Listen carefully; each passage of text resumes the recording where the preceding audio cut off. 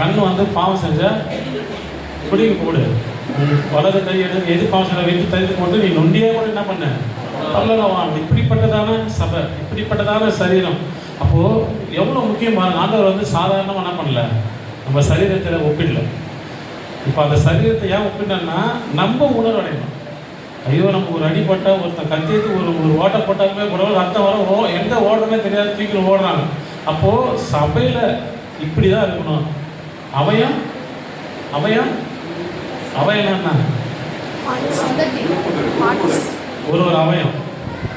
அது இந்த ஒரு அவயம் பாடப்பட்டால் ஒரு அவயம் என்ன பண்ணணும், அதோடு சேர்த்து பாட பண்ணணும். அப்போ ஒரு அவையும் துன்பப்பட்ட எல்லாம் துன்பப்படும் போது அப்போ நம்ம சபையில் இருக்கிறவங்க ஒரு சபை, இப்போ நம்ம எல்லாம் ஒரு சரீரம் ஆகிட்டோம்.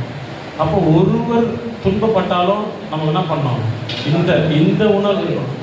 என்னுடைய சரீரம், என்னுடைய சரீரத்தில் எப்படி ஒரு துன்பம் ஆகுதோ அப்போ சபை அப்படிதான் இருக்கணும். ஆண்டவர் தெளிவாக சொன்னார். இதை நம்ம உணர்வு எல்லாருக்கும் தெரியும் இதுதான், ஆனால் சாதாரணமாக நினைப்போம். எப்படி நினைப்போம், சாதாரண நினைப்போம். நம்ம சபையில் இருக்கிறவங்க நம்ம சபையில், ஆனால் நம்ம சரீரமாக நம்ம நினைக்கும் போது தான் அது உண்மையான சபை. இப்படிப்பட்டதான அன்பு தான் சபைக்குள்ள இருக்கணும்.